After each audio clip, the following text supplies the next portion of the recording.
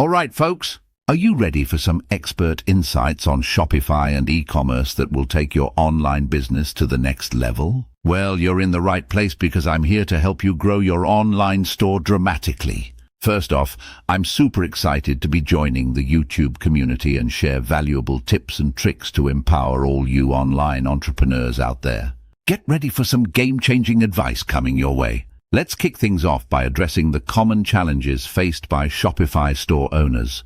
From struggling with low conversion rates to finding it hard to drive traffic, we've all been there. But fear not, because I've got your back. Now let's dive deep into some specific strategies and tactics that you can implement to overcome these challenges and boost your overall store performance. Trust me, a few tweaks here and there can make a world of difference. Here comes the key moment.